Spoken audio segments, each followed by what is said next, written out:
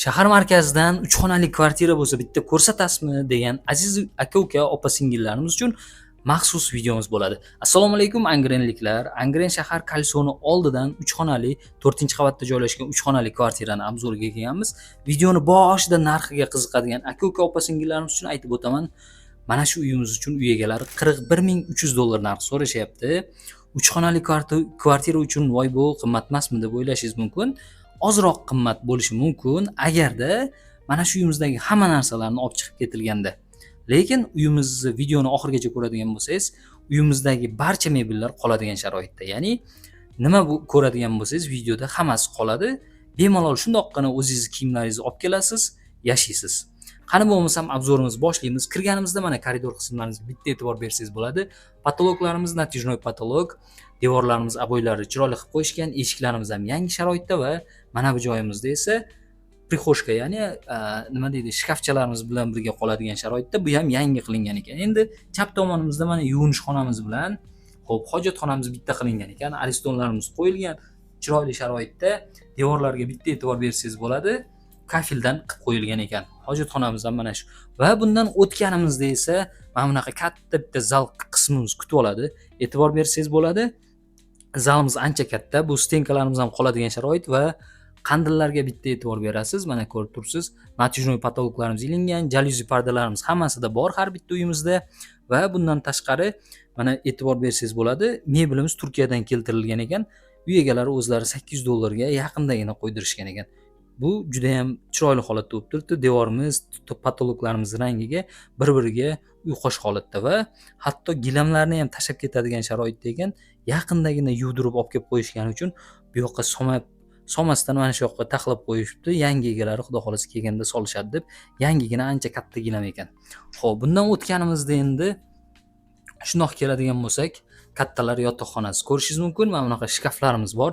Shkaflarimiz bundan tashqari bu joyimizda mana nima deydi? Yotoqxona mebellarimiz hammasi qoladigan sharoitda va eng muhimi aytishimizni iltimos qilgan joyi mana shu ortopediskiy matras bo'ladi. Ortopediskiy matrasimizni o'zini uy egalari Toshkentdan ataylab olib kelishgan ekan. $250 ga deyishdi, maxsus. Bu ham va bu tomonimizda ham xuddi shunaqa mana bu televizorlarimiz ham qoladi. Aytganimdek, jalyuzi pardalarimiz bu yoqqa ham ilib qo'yilgan. Mana bu trimolarimiz ham qoladigan sharoitda. Endi bolalar yotoqxonasiga shundoq o'tamiz. Bolalar yotoqxonasiga ham bitta e'tibor bersangiz bo'ladi. Mana bu kravatlarimiz ham qoladigan sharoitda va bu joyimizdagi shkaflar ham olib kelib qo'yilgan yangi sharoitda. Bu shkaflarimiz ham qoladi. Jalyuzi pardalarga e'tibor bersangiz bo'ladi. Patologlarimiz ham natijnoy patologlar qilingan. Va endi bundan keyin oshxona va balkon qismlarimizga o'tamiz. Hozir ko'rsatib o'taman. Oshxona qismimizga o'tadigan bo'lsak, mana e'tibor bersangiz bo'ladi. Devorlarimizni ham aboylariga bitta e'tibor bersangiz bo'ladi. Alohida uy egalari aytishyaptiki, bu jinsili aboy deyishadi. Ya'ni aboy sotayotgan insonlar aytgan ekan, bemalol olib turib suv bilan yuvsangiz bo'ladi, hech nima qilmaydi, rangi o'chmaydi, o'zgarmaydi degan va'dani berishgan ekan, lekin yolg'on bo'lib qolmasin, uy egalarining o'zlari hali biron marta ham qilishmabdi. Xudo xolasa endi yuvib qo'yaman degan va'dalar berishyapti. Aytganimdek, bu yog'imizda ham ataplenalar bor. Shundoq oshxona eshigidan kirganimizda dudboronlarimiz qo'yilgan, gazlarimiz ham qoladi. Mana shu oshxona mebel garnituralarimiz ham hammasi qoladigan sharoitda. Patolog qismi yoqda mana ko'rib turibsiz, oq-qora holatda qilingan ekan. Juda ham chiroyli holatda va bundan o'tganimizda 2 ga 6 holatda kattagina balkon qismimiz kutib oladi bizni. Ko'rib turibsiz, balkonimizni o'zini ham mehmon keladigan bo'lsa, yoz kunlari mazza qilib o'tiradigan sharoitda olib kelib qo'yishgan. Jalyuzi pardalarimiz tortilgan.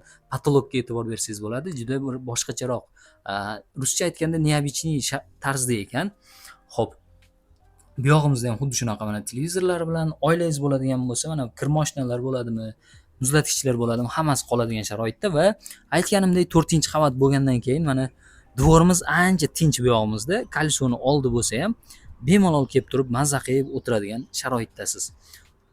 Patologlar hammasi mana devorimizni, uyimizni ko'rsatib o'tdim. Mana bu joyimizda ozginagina mana shu ko'chkani bor ekan, lekin qolgan hammasi uyimiz chiroyli holatda. Uy egalarining o'zlari orzu-havasli insonlar bo'lgani uchun mazza qilib yashaydigan sharoitda ekan va tapchanlarni ham qilib qo'yishgan. Ko'ryapsiz, unaqa baland ham emas, bemalol chiqib yoshi katta insonlar bo'ladigan bo'lsa ham o'tirib mehmon qilsa bo'ladigan sharoitda. Xo'p, uyimizni narxini boshida aytib o'tganman, 41,300.